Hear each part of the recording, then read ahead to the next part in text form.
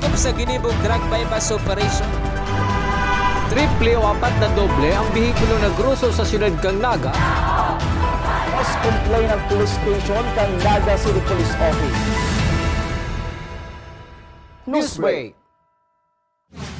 Diyos marhay na hapon, ako po si Cristina Alcanzo Reyes asinuya ang bareta sa oras na ini. Naging produktibo si pagbisita kan mga representante hali sa DTI, DOST, DA, NMIS, B4 asin TESDA para sa Consumer Welfare Market Forum na pinag-GIBO sa Naga City People's Mall na parte pa kan mga aktibidad sa said ng ika-13 anibersaryo. Susuki Mr. Tali Pabines, digdi pinagpaliwanag ka na sabing mga ahensya ang said ng mga programa na makakatabang sa mga stallholders kan Naga City People's Mall. Saron na digdi ang programa kan Department of Agriculture. Kung si Alpucan DA po, ang sa endang pigtirar, itong sa endang po mga pag-uma, ini po sa endang mga support services sa para-uma. Nagkakapiraman po naman si Samoyang mga stallholder, mga umama naman yung naaraman na nag-iipalan, pero kan pag-ano sa mga pananom, ito ang pigkataon ng tama naman sa mga para-uma. Sa iba pang bareta, halat pangunyan kan lokal na gobyerno kan NAGA ang listahan kan mga atletang nanggana durante kan palarong Bicol para matauan ni incentives kan lokal na gobyerno. Susuki City Administrator Elmer Baldemoro, hastangunyan mayo pang pinagpapadarang listahan kan mga atletang taga-NAGA na nagkampyon sa manlailain event na pinagbalehan. Ang syudad ang andang magtausubuot ni incentive sa mga atletang taga-NAGA.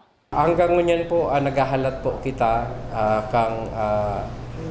isasubmit po kang DepEd regarding human sa result of games, particularly itong mga awardee. Dahil iyon po to ang gigibuhon na basehan or attach sa ipaprocess kang lokal na gobyerno kang NAGA sa pag-receive po ng incentive duman sa mga nakakuha po ng gold, nakakuha ng silver, and nakakuha ng bronze. Yan ang mga bareta sa oras na ini. Ako po si Cristina Alcanzo Reyes, permisa ng mag-antabay sa Newsbreak kan One Media TV48 NAGA para sa mga napapanahong bareta asin impormasyon. Diyos mabalos kan sa indong pag-antabay. Dakop sa ginibog drug bypass operation. Triple o apat na doble ang bihikulo na gruso sa siyudad kang NAGA. Mas complain ng police station kang NAGA City Police Office. Newsbreak. Flight attendants, prepare for takeoff, please.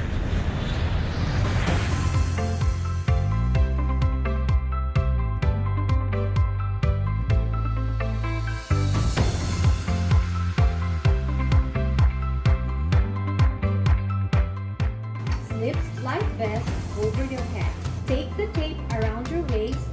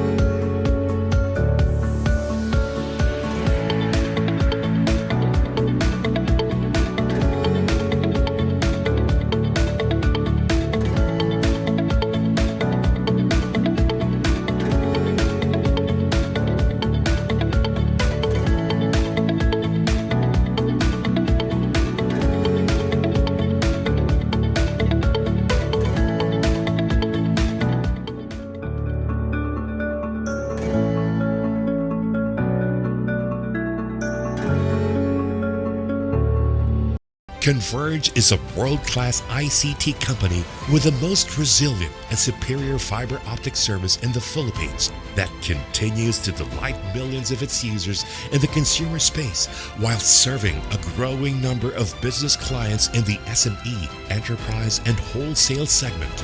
Converge Business. Strength. Resiliency. Results.